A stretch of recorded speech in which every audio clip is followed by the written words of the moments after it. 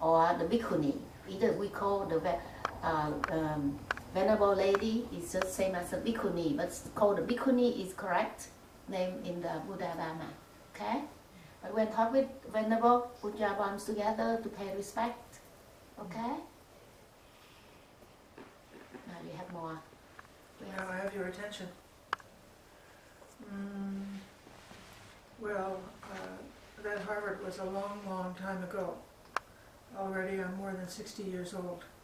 And when I went to Harvard was when I was 20 years old. So that was quite a long time ago. And at that time, I thought that being smart was the solution, and that I didn't have to worry about anything because of having some intelligence.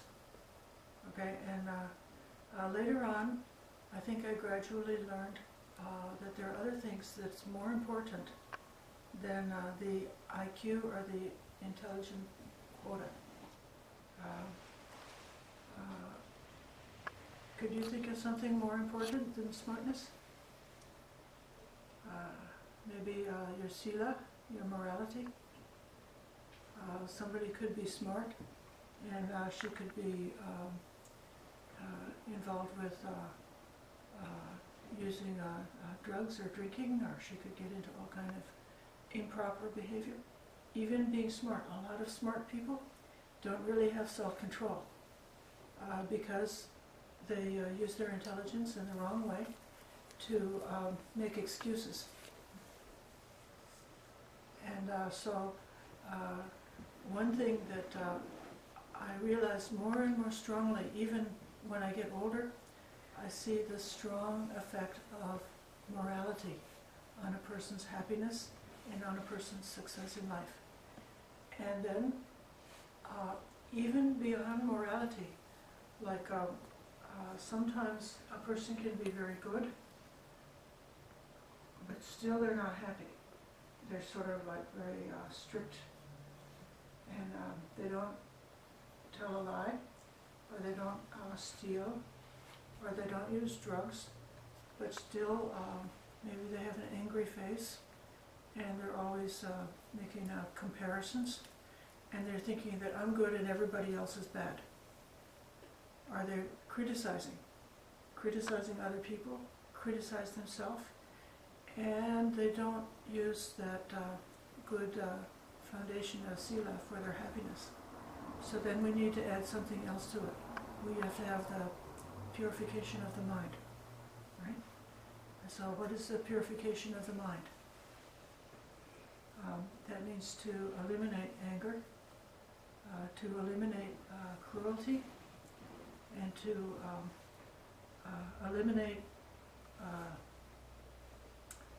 like a dullness or laziness, and instead to try to develop energy, to develop an attitude of kindness, an attitude of really paying attention to what happiness really is, and what is leading to our own happiness, and what is leading to the happiness of all the people around us. And this is something that you can learn from your teacher about what is the way to happiness, but what's really going to do it for you is when you know it for yourself. When you have actually investigated and thought about it for yourself.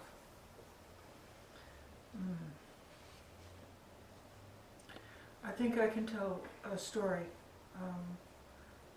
about myself, and this is not something that I feel very proud about. I'm going to tell you about a mistake that I made. Okay. One time, after I had already learned about Buddhism, and I had already made the decision to enter into this monastic life, to get the training to be ordained, and I had already gotten ordained myself as a novice. So I was wearing these same robes, but I was at the beginning of my training. And I was staying in the monastery in West Virginia, where I lived in a community. And there was one girl who was there, who she just she doesn't like me, and I don't like her, and I can't really explain why it is, but I felt like she was always looking at me, always sort of like watching me, and a lot of times criticizing me. Now it could be because I'm American and she was Asian, and American people are not raised with the same type of good manners of politeness and the type of etiquette that is taught, that the children learn and that people have kind of naturally in Asian culture, is a very refined and polite way of behaving. And the way that Americans sometimes behave is more like loud, more like rough. And for whatever reason, I felt like this girl was always sort of like looking at me in a bad way. Then there came a time that I was going into a silent meditation retreat for 1 month. So during that 1 month, I just stayed up in my kuti, in my room, and I sat for my personal meditation. And I only went down there to get my food, and then I would get my food and I'd come away. But even though I was in a silent retreat, I noticed that this other girl had gotten in some trouble. And I'm not even sure how I knew about it, but I knew she was in trouble. And then I saw my friend and I said, "Oh, what happened?" And she said, "Oh," and she told me some gossip. And so then I knew this girl was in a lot of trouble, and maybe was going to be sent away and made to leave. And at that point, my mind got into an obsession. I was thinking, like, all day long and all night long, I was thinking, oh, is she going to go? Is she going to be gone? Will I get rid of her?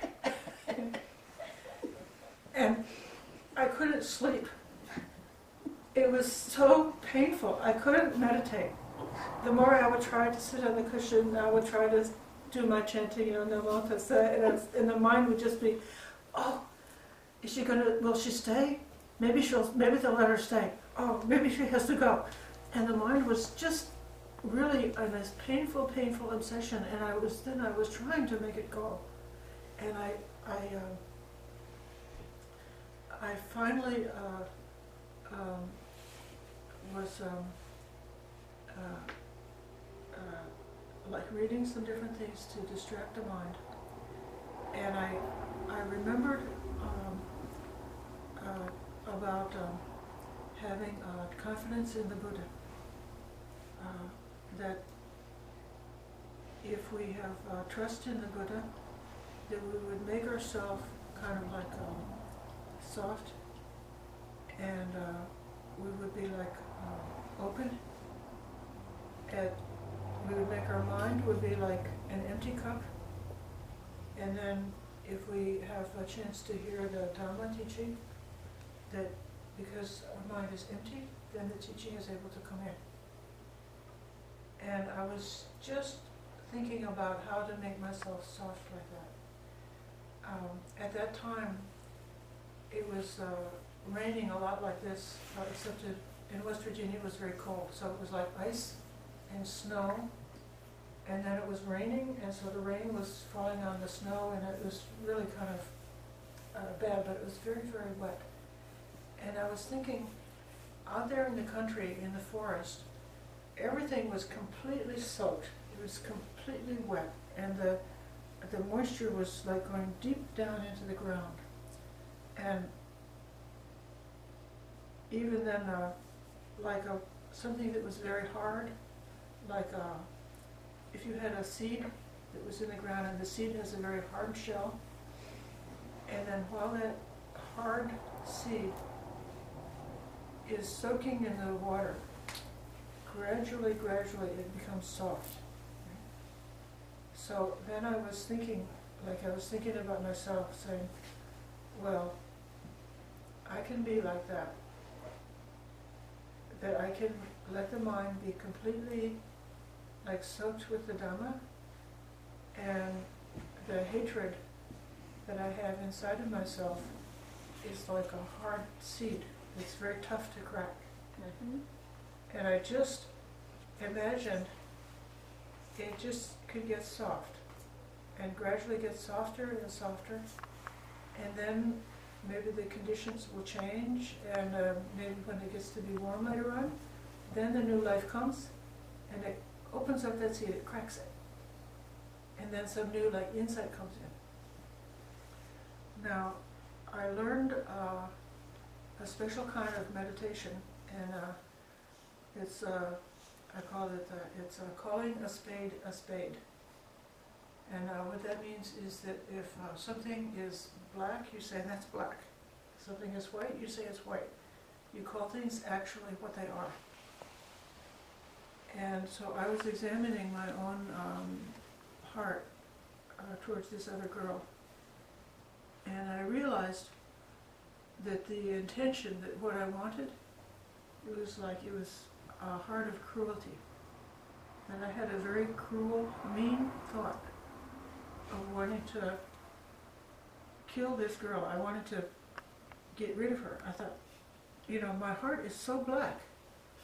Oh, I've got such I had no idea. You know, I thought I was a nice person. And when reflecting, I looked and said, oh, that's not nice at all. That's the opposite. It's complete opposite. I'm just pretending to be nice, but really, look at that. Look how ugly that is, how terrible it is. And I have this in me. So it's possible in me that I have this seed of terrible cruelty, that there's nothing that I need to be proud of myself about. And I can see that if the conditions go to allow cruelty to grow, then I can become a real monster. But then, if I open myself up and I allow the Dhamma to come, then instead of being like a monster, instead the seed of like insight or understanding can grow, and then I can get that kind of wisdom. And as soon as I saw truly how it is, I didn't feel so angry anymore. So I didn't have to like use force. I didn't have to like beat myself to make the mind change. All I needed to do was to have full understanding. As soon as I saw it clearly, just the way it was, then the mind doesn't want to stay there in that ugly, hateful space, because the mind wants to be happy. See, the Buddha knows this. He always shows us the ladder that we go up, going towards happiness. So this is my Dhamma reflection. Now I can chant a verse in Pali. Okay? This is very much. Dhammapada verse. Okay, now listen, put your palms together so you listen to this special verse from the Buddha. Akachimang avadimang ajinimang ahasime ye chatang upanai hanti verante samna sammati. He beat me, he persecuted me, he robbed me, he defeated me. For one who goes on like this, hatred never ceases. Now there's another verse. Akochimang avadimang ajinimang ahasime ye tamna upanai hanti verante supasammati. He robbed me, he beat me, he persecuted me, he defeated me. For one who doesn't think like this, then hatred is calmed down.